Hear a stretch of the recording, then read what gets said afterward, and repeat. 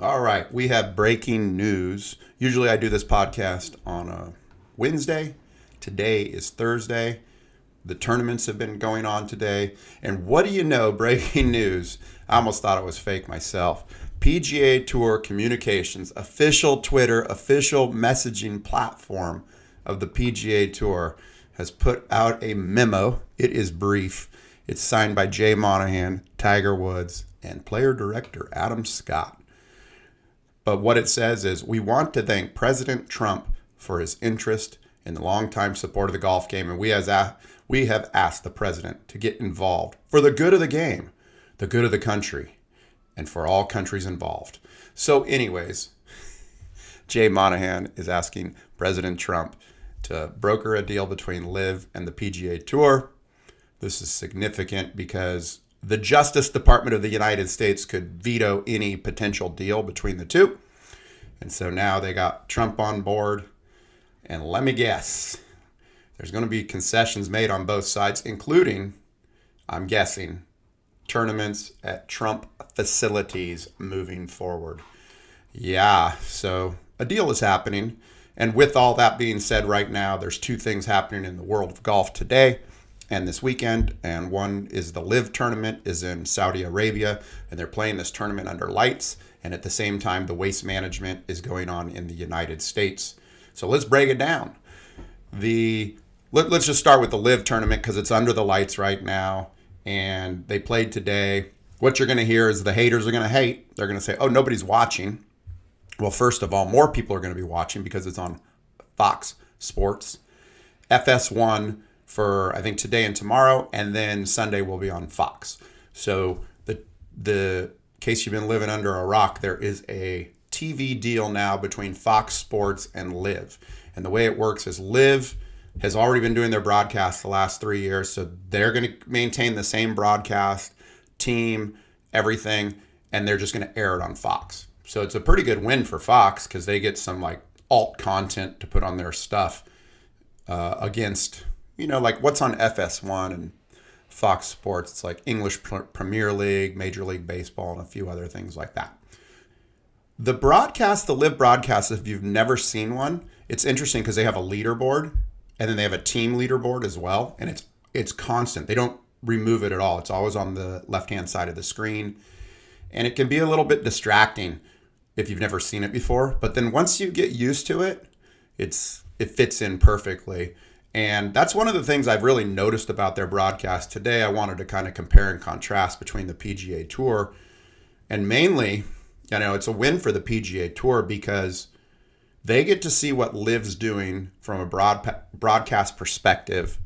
And if it works, they can just implement it into their product. And if it doesn't, well, LIV made the mistake, not us.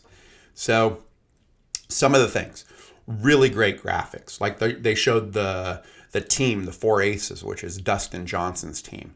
And the graphic was awesome. It's like four players standing there and they have this graphical background and what they all shot that day. I was impressed by that. I don't know that I saw that last year, so maybe that's new. Again, they're playing in Saudi Arabia in Riyadh, and the entire course is under the lights. So they're playing at nighttime in Riyadh, and then they're showing the tournament to us. I'm in La Jolla, in case you can't read the sign, in San Diego, West Coast time. So that started at 7 o'clock in the morning. And so 10 a.m. East Coast. So again, of course, a lot of people aren't going to watch. Number one, they don't even know it's on. And number two, it's in the middle of the morning time. But having said all of that, it was a great broadcast. It's kind of cool watching him play under the lights. And, if you've never seen a broadcast, they have music going on. So there's music on the course as the players are playing. But then even if they show a highlight package, there's always music playing and then a commentator speaking over whatever the highlights are. So there's three things on the screen. Well, there's music, there's the commentator, and then there's the actual golf that's happening. And you can tell it's totally made for younger fans, and that's what they're capturing. The other thing they have on is every time there's a tee shot, that shows there's a little graphic on the right-hand side of the screen that shows the ball speed and then the distance it carried. And it's like these little bar charts that go up, like graphs. It's pretty cool. It'd be nice to, I think we'll start seeing more and more of that with the indoor Tiger Golf League, Tomorrow Golf League, TGL, the indoor league. They're showing distance carried and ball speed, but it's not on the screen constantly. So look for that to start being constant on every shot on the screen. I would say by mid-year, probably by the end of the year, that will be happening. And then the other thing is they do a concert at every live event. Then so as soon as play ends, they have a concert that goes off about an hour after play, maybe less. And they're doing the Backstreet Boys. So more on the concerts when we get to the PGA side as well. So just a couple of other things. There's this kid. His name is Tom McKibbin. Tom McKibbin, and he's from Ireland. And you may have heard it in the news because Rory was talking about him last week. Also, shout out to Rory. He just won the Pebble Beach tournament last weekend. Ran away with it. Very impressive. But Rory was talking about this kid, Tom McKibbin, and Tom went to LIV. I think he's 19 years old. Can't even drink. And Rory was like, oh, you should have gone to the PGA Tour or whatever. But he decided to join LIV. And I'm going to read this to you, like his quote. And one of his quotes was, yeah, obviously, it was a decision I made. Obviously, being young and 22. Sorry, he's 22. I've watched this for the last couple of years since it started. And it's something that I really like to watch. Something very different. Something that probably appeals more to people my age. So, 22 years old. LIV's hitting a home run with these young kids. And the guy's from Ireland. So, and LIV, for the most part of, I think they're 14 events, I think 8 of them are outside of the United States. So all that golf is airing over there in other countries. So, they say grow the game, right? And people are like, nah, you just did it for the money. Okay, they did it for the money, but they are growing the game and it's becoming more of a world tour. So look for more live events to be on Trump properties as well. But it's an interesting thing. The other thing that Tom McKibbin said was it gave him the opportunity to play with great players in a mentoring scenario because he's on the team. So he's on a team. He's on John Rahm's team, Legion 13. And so now he gets to play with Rahm. He gets to be a team member with Rahm. There's been a lot of this camaraderie talk between Phil and Brooks and all the other guys on LIV as far as helping the younger guys. So something to keep an eye on out there. One other LIV item is the USGA has made an exempt spot for LIV. So, well, let's look at it because I have it right here. Okay, so there will be one spot on LIV. So whoever is the high point leader in the ranking of LIV will get one exempt spot into the U.S. Open of the top 3. So it could be like Bryson could be number 1. And if Bryson's number 1, he's already qualified because he won the U.S. Open last year, right? So whoever the number 2 player would be. And then I guess if 1, 2, and 3 are already previously qualified for the U.S. Open, then there is no 4th player. It's just 3. And then the other thing that they did is the top 10 of LIV get into the final qualifying event for the U.S. Open. So they don't have to go through a full qualifier. They just get in automatically. So that's your LIV news. Potential deal, blah, blah, blah. Let's talk PGA. PGA is at the Waste Management right now. They're playing. Obviously, we all know about it, right? The party hole, 16th party hole. 20,000 fans can fit in there. Let's look at the data from last year on said fans. Okay. Number of arrests last year, 54. Ejections, 211. Trespassing, 73. By the way, all those numbers are up 50% from the previous year. And they did have some problems out there last year. There's a lot of people that were overserved. And from previous years, it's always been a party thing. No shame in that game. But for whatever reason, last year, everything doubled. The arrests, the trespassing, the arrests actually tripled. So see what they do differently this year. We'll keep you posted on anything post-tournament as far as those numbers go and see if they can dial it back a little bit. But it is a good time out there. It's a rarity on the PGA Tour that people can have that much fun. We were at Torrey Pines 2 weeks ago on the 9th hole in the Michelob Ultra tent, which is unlimited beer and seltzer. And they were shushing us. Shh, shh. People are coming to the tee. We're like, you don't shush people in Arizona at that tournament, but every other tournament, they're keeping it tight. I mentioned concerts earlier. This is also one of the events that the PGA does concerts at. So just last Saturday, they used that same area that they used for the 16th hole, and they actually put a stage in the middle of it and have a concert there. And then they tear out the stage, so the stage is gone, but now they have they have something called the Eagle's Nest, which is another tent at the Waste Management. And you need a separate ticket, so your golf ticket will not get you into it. At LIV, if you buy a ticket, you get into the concert afterwards. At the PGA, Waste Management, Eagle's Nest, you need a ticket to get into the tent also. But man, they got some good talent there.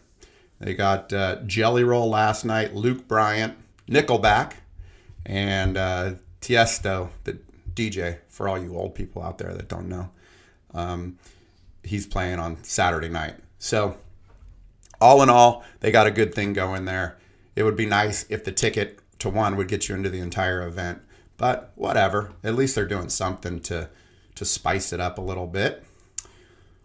Okay, final thought is on slow play. There's been an issue with slow play on the PGA Tour. I wrote a good article about it last week. It's on our blog at Golf BPM, so check that out. But one of the issues is, there's kind of a lot going on there, but you're going to see this LIV broadcast that is a shotgun start. So they're done in 4 hours. There's only 54 players, so it's like one group on every hole. And I don't know if I'm not good at math, but anyways, let's just say one group on every hole. And so they finish within 4 hours. And it's kind of a looser environment as well. Whereas the PGA Tour, everybody goes off the first hole. And these final rounds have been taking 5.5 hours to finish. And so it's becoming an issue. And we'll see if the PGA Tour, everybody's always like talks about it, but nobody does anything about it. And now we're kind of in this stage in the country where, like, I don't know if you notice, for better or for worse, what this administration's been doing is just they're taking action on everything. Like, it's no longer it's a complicated problem nobody knows how to solve. It's like, that may be true, but we're going to do this. And I think the PGA Tour is going to have to adopt more of that. Like, we're doing something about it. Forget it. Like, shot clock, put people on the clock. Oh, and by the way, let's get a list of who's slow out there. And let's publicly shame them. I mean, seriously, let's do it. Because no one's gonna voluntarily speed up. And then secondly, it's like, you're like, oh, well, that might be a little unfair to a slow player that they have to speed up. Well, these guys are the best in the world. And I always say, when you change a rule, the athletes adapt. And so these guys can adapt. They can play faster. Having said that, the LPGA has now got some rules in place, and it's not super clear to me. Okay, so they're going to, mid-March, the LPGA, which has a very bad slow play problem, 5 to 5.5 hours on basically every round that's played.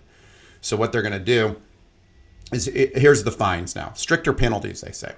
Okay, fines. Players taking 1 to 5 seconds over the allotted time will now face fines. 1 to 5 seconds over the allotted time. So what's the allotted time? Is it like a minute? I searched. I couldn't really find anything definitive on that. But I think it's like, somehow when they say, hey, you're on the clock, now if you go over the clock 1 to 5 seconds, you get a fine. If you're over 6 to 15 seconds, you'll get a 1-stroke penalty. And anything over 16 seconds is a 2-stroke penalty. So they're going to have, I guess, someone out there with a clock. I mean, they ought to just put them on a shot clock. I was giving this some thought the other day. It's like, when a group walks onto the green, so like, let's say everybody hits it on the green or in the green area. So who's ever away, let's say you're within 50 feet of the green. Whoever is away at that point has like 2 minutes to hit their shot. And then everybody after that has a minute. So kind of in that 2-minute period of time, like, let's say whoever's furthest away is in the bunker. So they have 2 minutes to hit that shot. Well, that gives me 2 minutes to walk up to my ball, mark my ball, and start looking at my line. And then when I'm on the clock, then I have 1 minute to go from there. So that's basically what this world's coming to. They're going to speed up play. You watch. They're going to have to take action because now there's competition. There's head-to-head competition as far as LIV and PGA being on television. Because before, nobody was on, you couldn't find a LIV broadcast unless you went on their app or somehow found the CW. But now they're on TV. It's going to be kind of head-to-head as far as, there's a lot of events where there's a LIV event the same day as a PGA event. And people are going to start looking at this going, well, wait a second. I can watch a LIV broadcast in two hours if I want. I could see like the last 9 holes. Whereas if I watch the PGA broadcast, it doesn't even come on till 1 o'clock. And then, and it's slow. So they're going to have to adjust. People are going to have to make changes and adjust. And we're all excited about that. Jay Monahan, Tiger Woods, and Adam Scott have asked Trump to get involved. So it looks like a deal is going to be imminent pretty soon here. And let's face it, that's better for you and me. We're all the ones suffering. You and I are the ones suffering when we can't see the best players play every weekend. Hey, it's Jeremy Callahan, and thanks for listening to This Week in Golf. Make sure and hit subscribe so you can get all the latest news and analysis from Golf BPM.